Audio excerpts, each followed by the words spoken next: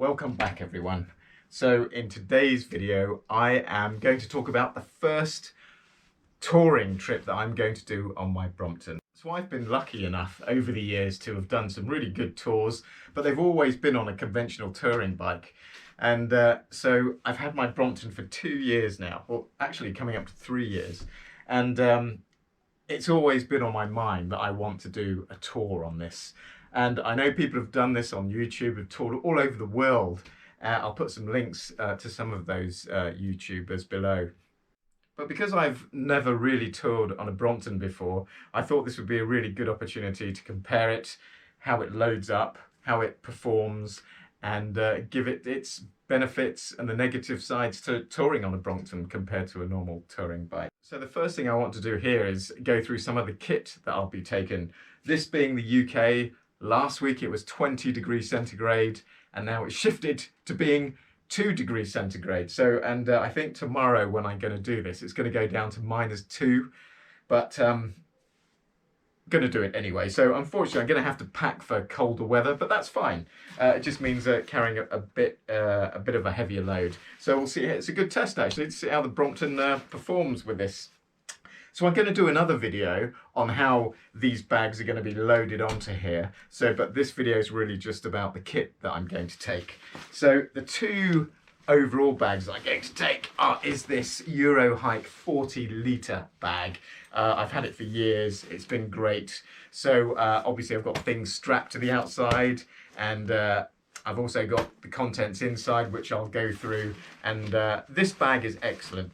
Just one hint about bags, just for general hiking in general, is it's good to get one with lots of pockets and lots of attachment points here, because you never know what you're going to need to carry on the outside.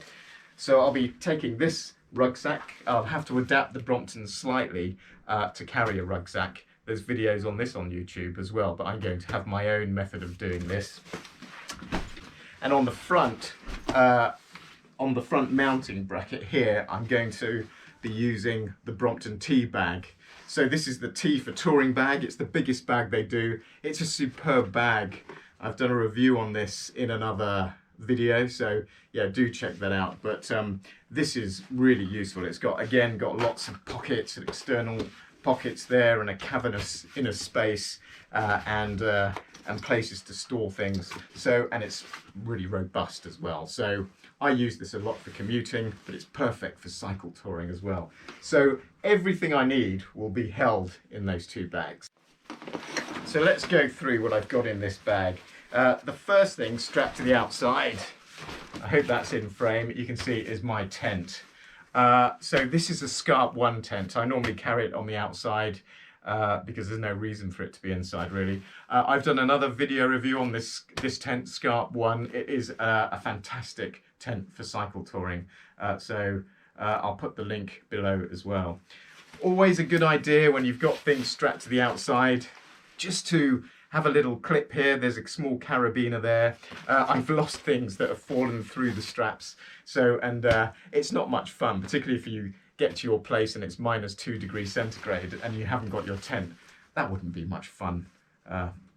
So I always use a small carabiner, and this just goes on the outside. This is a fantastic tent. It's my tent of choice at the moment. So let's see, that slips out. So Scarp 1 tent. What else have we got there? On the outside here, I've just got another carabiner with a small folding dish.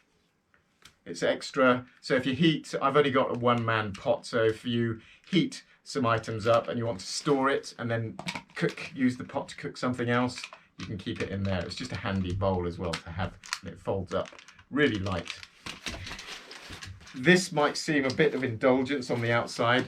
It's actually a camping chair, a super lightweight camping chair. Again, might seem a bit of indulgence, but in the UK at this time of year, it's wet. It's always wet and cold. So hopefully where I'm staying tomorrow night, there'll be, you're allowed to build fires. So I'm going to have a fire, but I don't want to sit directly on the wet, cold ground. So this only weighs a few 100 grams and it's really comfortable. So I wouldn't usually take this in the summer, but in the winter to keep off the ground, really useful. I'll put a link to this again below. So what else have I got in here? Have I got anything there? No. So again, in all these pockets, that's just a small ground sheet that goes underneath the tent. It's just a lightweight tarpaulin. I keep it in a plastic bag because this gets muddy really, and I don't want to contaminate the rest of the contents. So that goes in there. What else have I got? Let's open this up a bit. So this, when you get to camp, is my down jacket. I'm a big fan of down jackets. This is a Decathlon one, rated to -10. So when you've been working on your bike, you're always warm, but as soon as you get to camp, it's going to be cold. So I'll put this on straight away, a down jacket. Of course, if it's raining, these are no good. Down loses its insulation properties if it's really wet, but it shouldn't rain tomorrow or for the weekend. I've got a sleeping pad here. This is first time I'm going to try this one out. It's a new one actually. It's Ecotech from Outdoors. Bought this off Amazon for about £50. It's supposed to be insulated as well. It's got a 4.3 I think R rating. It's sold as a 4-season sleeping mat, so I will give that a go. And this is a tight fit always. This is the one piece of kit that I probably would upgrade. This is a sleeping bag. It's probably overkill. Just a bit of pointless information. My dad used this to go to Everest Base Camp when he was 67 years old. I think he made it up there. So this is rated down to -20, so it should do the job. It's a synthetic bag. It's too big. It's too big. So if I was going to upgrade, which I will be pretty soon, I would go for a down sleeping bag rated to about -5 to -10 in the UK. But I'll use it for now.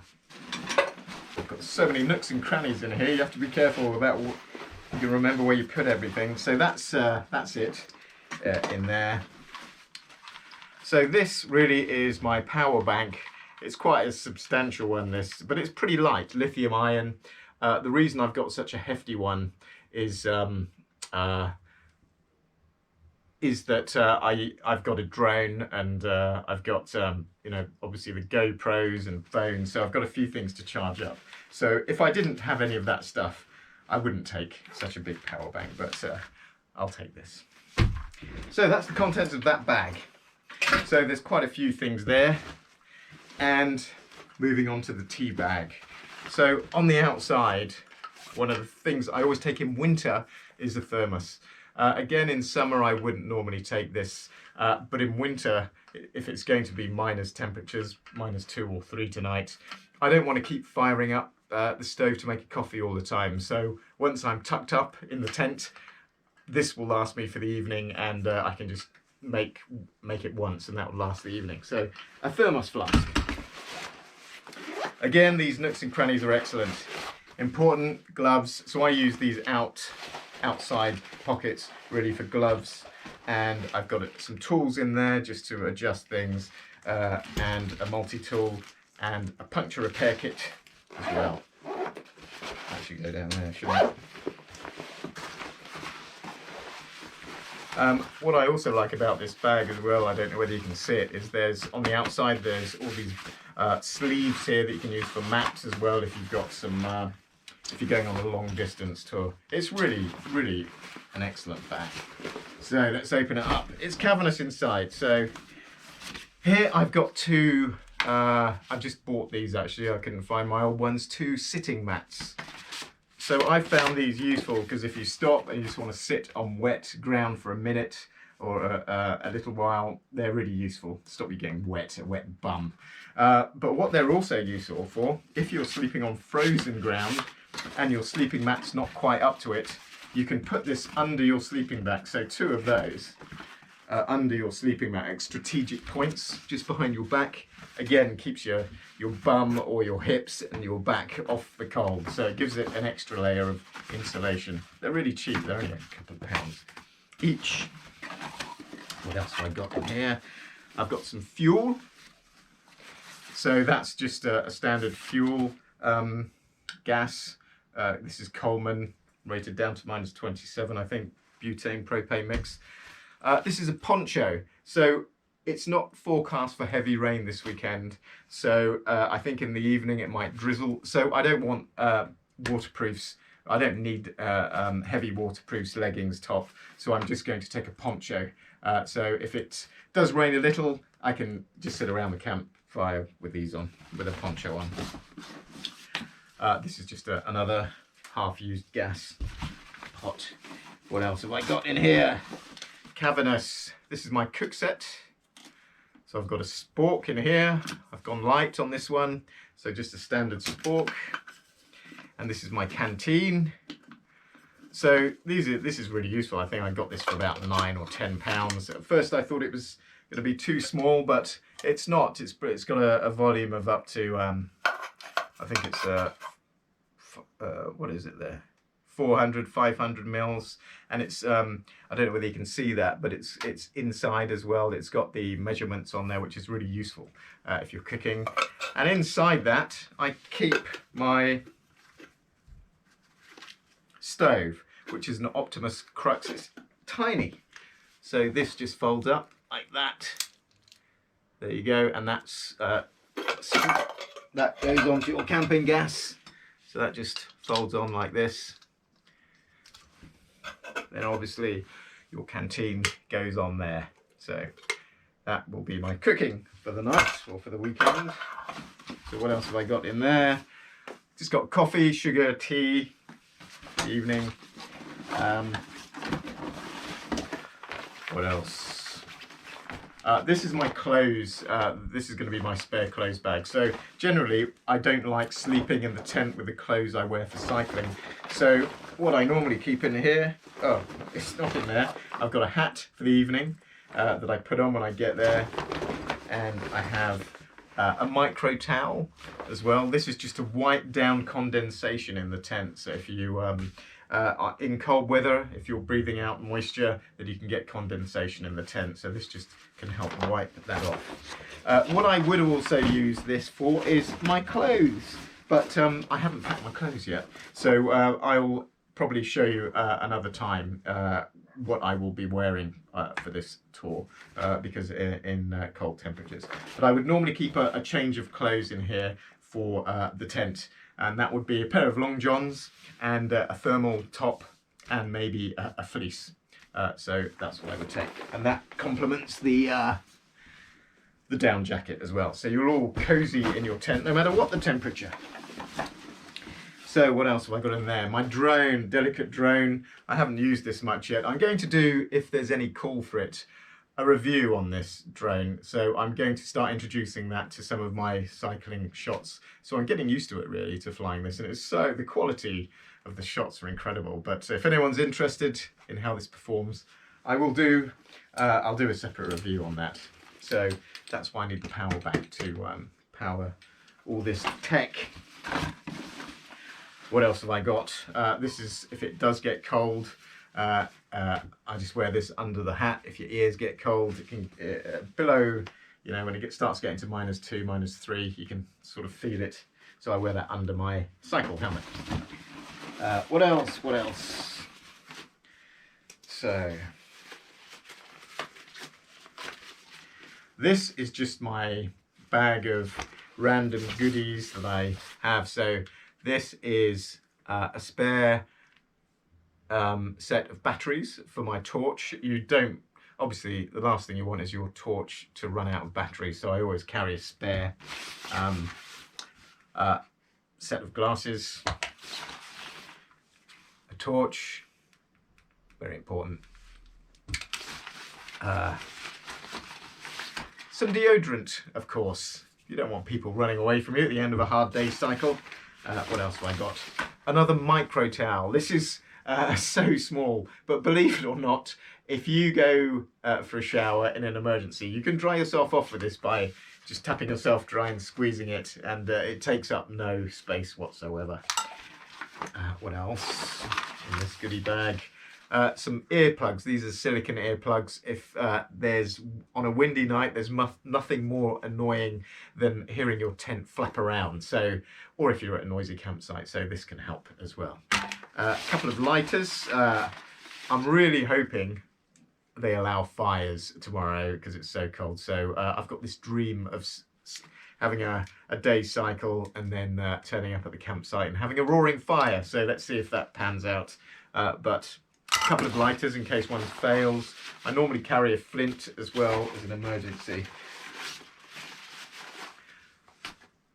And this bag, by the way, is waterproof. So if it rains, then it won't get your delicates wet.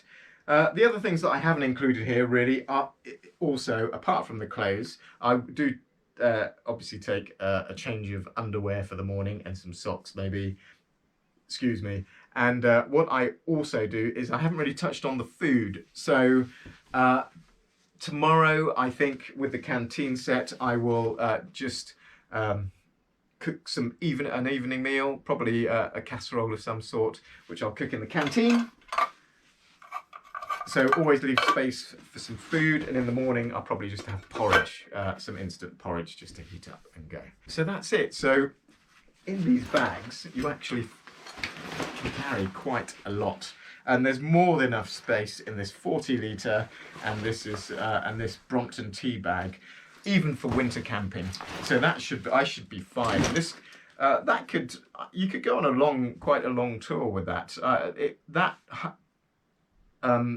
That amount of capacity wouldn't limit you. You could go a long distance with that. But what I'm really interested in is seeing how it works compared to a regular tour and a regular touring bike. Obviously the Brompton's got its limitations. It's smaller, it's not built for this, it's built as a city bike, and it's not as fast, and the gearing as well. This is an M6L, so I've only got 6 gears on this, so I'll be interested to see how it works with this load. I think there's probably about 20 kilos as a load there. So let's see how this goes. So that's all the kit I'm taking. Let me turn this around and you can have a look. Just a flyby. All this is going in those bags, and it should be fun. I'm really looking forward to it. It's going to be a cold one. It's a shame it wasn't last week when it was 20 degrees centigrade. Now it's -2 or 3, but never mind. We're going to have fun. So I'm glad that you're going to come along and see how it goes with me. So, as always, signing off. I hope that was of some use to some of you. Thanks for watching. If you do like these, please do subscribe. It gives me a great incentive to carry on doing these. And look forward to seeing you in the next one.